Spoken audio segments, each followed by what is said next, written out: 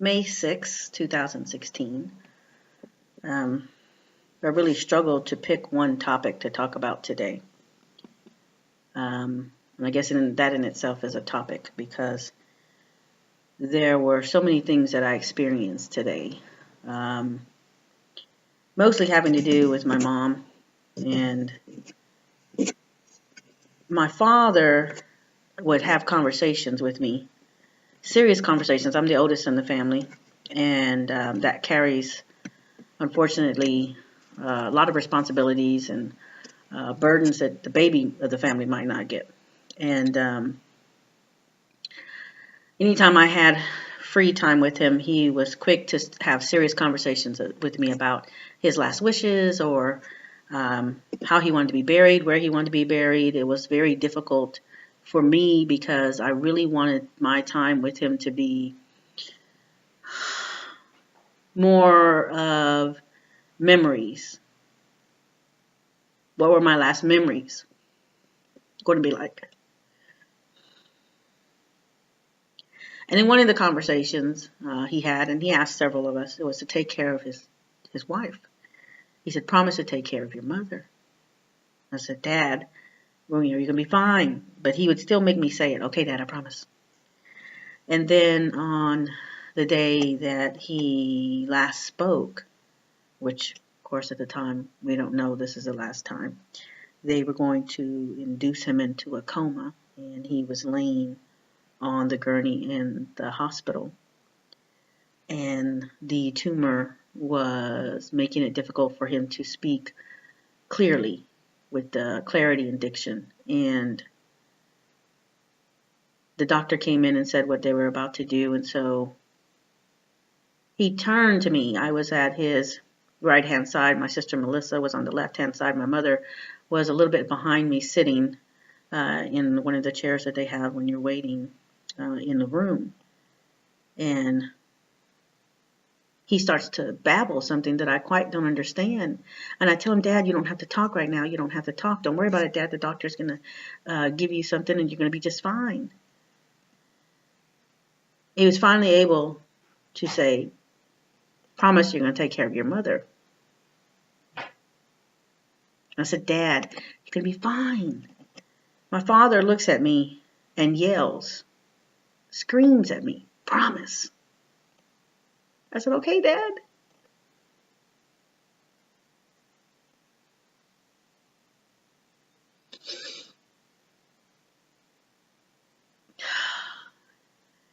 He then went on to practice his voice exercises, A, B, C, D. That was the last thing he said.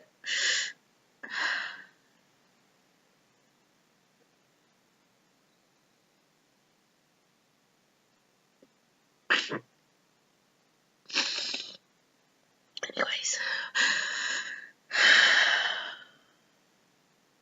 And I struggle. My mother's not medically fragile. She's fine. She's healthy. But I live 6 hours from her.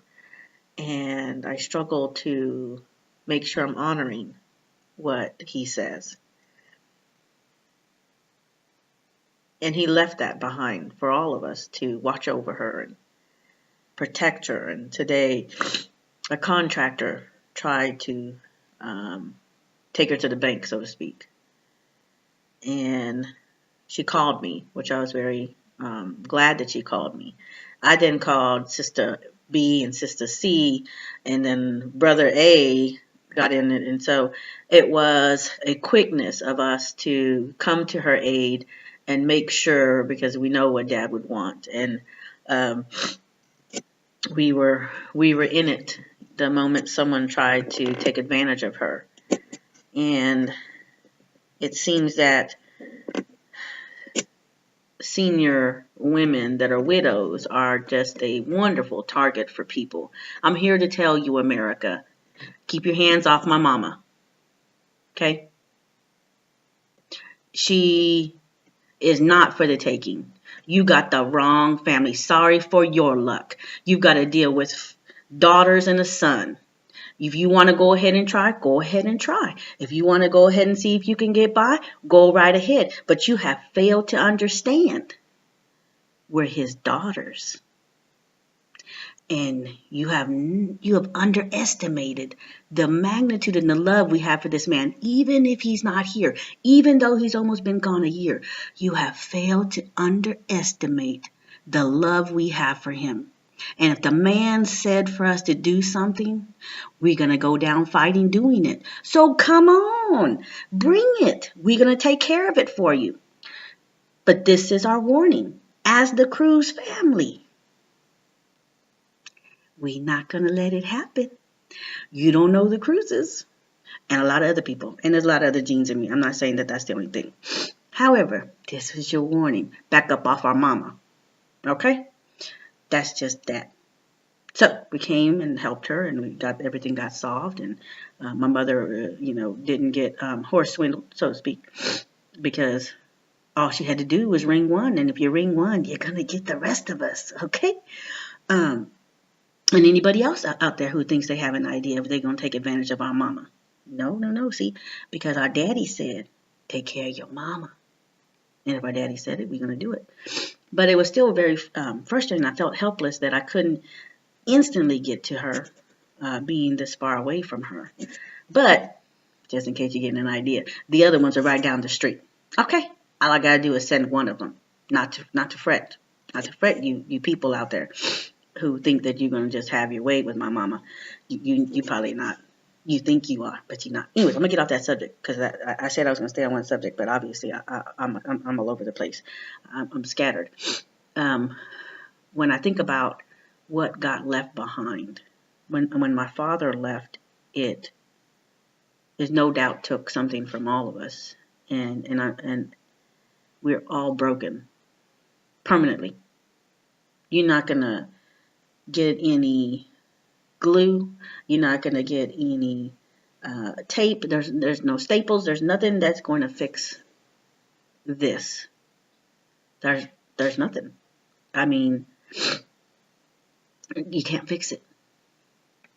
You learn to live with the limp, or you learn to live with the hole, or you learn to live with the grief, the absence. I don't even know if you learn to live with it. I take that back. I can't say I've learned to live with it yet.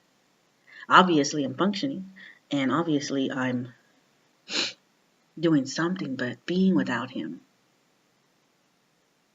no. I've not learned to live without him. In every room in my home, I walk through, and there's a picture of him, so I can see him. There's a picture on my phone. There's a picture on a mouse pad of him at my job. There's a picture of him on my monitor screen, both at home and at my job. I never don't see him. Never. Every day, I see him.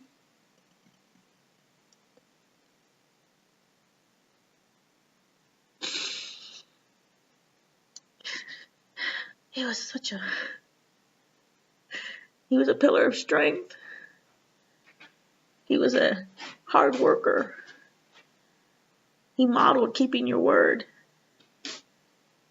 Every day, he showed us every day. He loved us every day.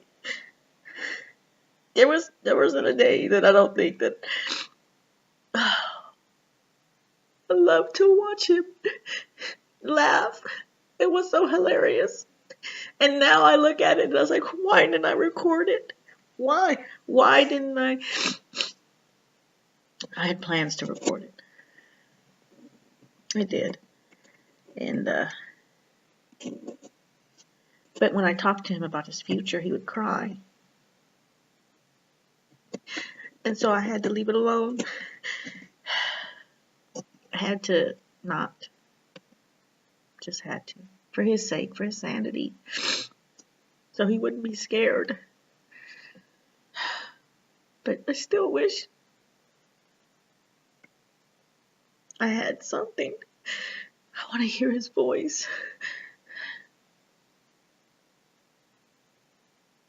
Anyways. This one was a little long. I apologize. So, be blessed, be encouraged, and know that you're not alone. It's I can't even say it's gonna be okay because I don't know that yet. I've not experienced that for myself.